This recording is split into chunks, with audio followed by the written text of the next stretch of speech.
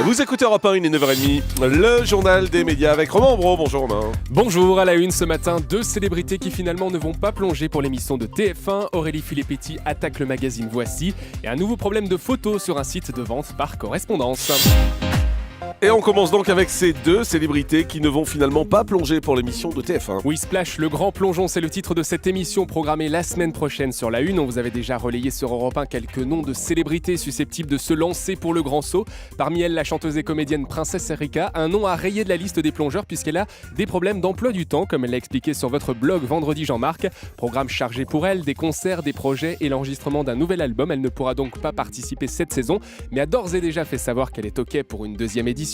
Autre annulation, c'est celle de Stevie, mais lui, c'est parce qu'il s'est blessé au dos lors de l'un de ses entraînements la semaine dernière. Je présente mes excuses à TF1 et à la prod. Merci de la confiance et du soutien que vous m'avez témoigné, a-t-il publié sur Twitter.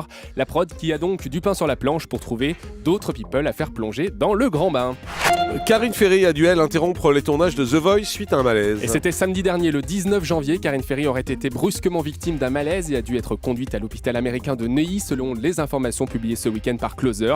Dès le lendemain, elle aurait subi une opération chirurgicale, une opération qui se serait bien déroulée. Karine Ferry serait rentrée chez elle mardi dernier pour quelques jours de repos. Cette absence momentanée ne devrait pas poser de soucis puisque le lancement de l'émission samedi consiste à faire apparaître à l'écran les auditions à l'aveugle. Donc c'est déjà en boîte depuis plusieurs semaines maintenant.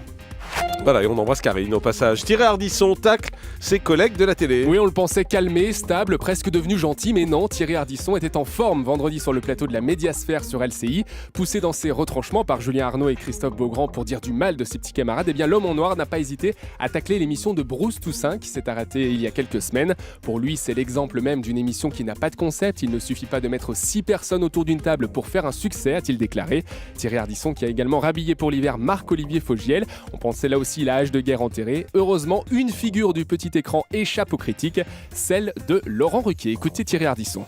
Non, il manque pas du tout. Non, faut dire la vérité, franchement. Non, c'est vrai. Non, mais c'est vrai, il manque pas. Il est bien à la radio. Ouais. Mais vous, il vous manque pas en tout cas en tant que Il manque téléspectateur. pas. Je crois qu'il a plus un physique de radio en fait. Franchement. C'est qui le meilleur à la télé pour vous aujourd'hui? Le meilleur à la télé aujourd'hui, à part moi, vous voulez dire? Oui, je me doutais que vous alliez me répondre ça. Ruquier a fait de gros progrès. Laurent, depuis qu'il a fait son coming out, d'ailleurs, il a beaucoup changé. C'est-à-dire, il est beaucoup plus à l'aise dans la vie, c'est mieux. Et puis là, j'ai fait son émission la semaine dernière. Il progresse terriblement. La case où vous a succédé. La case que je lui ai donnée. Voilà, le début de l'interview de Thierry Ardisson était sur Marc-Olivier Fogiel, pas sur Laurent Ruquier. Une nouvelle émission d'humour en préparation pour Paris Première. Et c'est justement ce même Thierry Ardisson qui a fait cette révélation sur LCI. Il travaillerait actuellement sur une émission d'humour intitulée Gulli Gulli, un concept proposé à Paris Première. Mais la chaîne n'a pas encore donné sa réponse définitive. Laurent Baffy pourrait en prendre les commandes pour une diffusion mensuelle. Aurélie Filippetti attaque le magazine Voici. La ministre de la Culture exige réparation pour atteinte à la vie privée et au droit à l'image, comme l'a révélé le Lab d'Europe 1. Aurélie Filippetti est en colère après avoir découvert des photos d'elle en maillot de bain dans les colonnes du magazine alors qu'elle passait des vacances avec son compagnon à l'île Maurice. Son avocat a fait savoir que la publication de ces photos de vacances ne relève pas de l'information légitime du public sur un sujet d'intérêt général, mais a pour seul objet de satisfaire la curiosité d'un certain public. Il réclame donc avec la ministre une réparation qui ne saurait être inférieure à 50 000 €. L'émission de radio australienne à l'origine du canular téléphonique à l'hôpital de Kate Middleton a été supprimée. Oui, c'est une émission qui avait fait beaucoup de bruit et pour cause puisque les animateurs avaient piégé une infirmière dans l'hôpital londonien où était hospitalisée Kate. L'infirmière s'était par la suite suicidée après ce canular. Les animateurs très affectés avaient fait leur mea culpa face caméra il y a quelques semaines. Et bien cette fois, la radio australienne a fait le choix de déprogrammer l'émission. Les deux animateurs, il faut le savoir, n'avaient pas repris l'antenne depuis cette tragédie.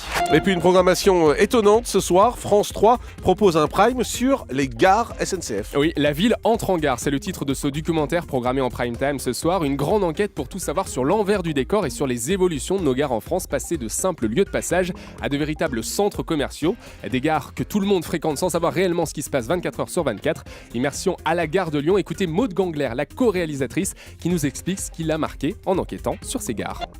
Je ne savais pas qu'il y avait un bureau d'affaires dans la gare de Lyon.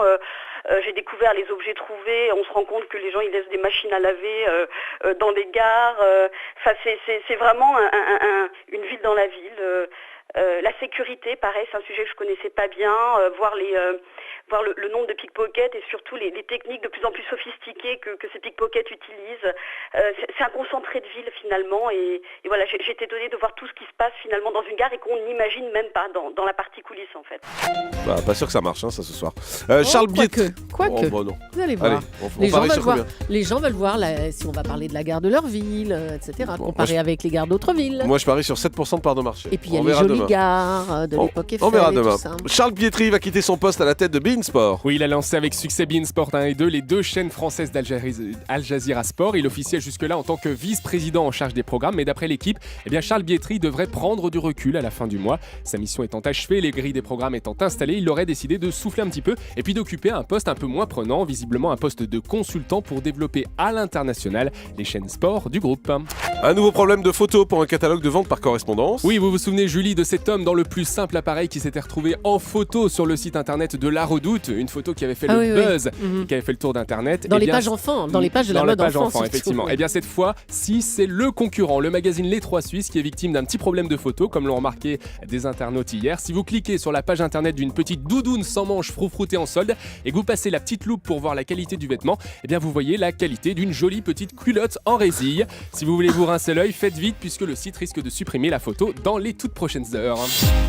Allez, on termine avec le chiffre du jour. Plus de 800 000, c'est le nombre de tweets. Ces petits messages postés sur les réseaux sociaux pendant la cérémonie des Energy Music Awards samedi, c'était le sujet le plus commenté dans le monde entier à cette heure-là. 800 000, c'est un record puisque jamais un programme télé français n'a été aussi commenté en direct. Le baiser lesbien de Shaim avec sa danseuse ou le baiser d'Elysée Moon avec Kev Adams sont évidemment pesés dans la balance et inspiré les internautes. Merci beaucoup, Romain Ambro.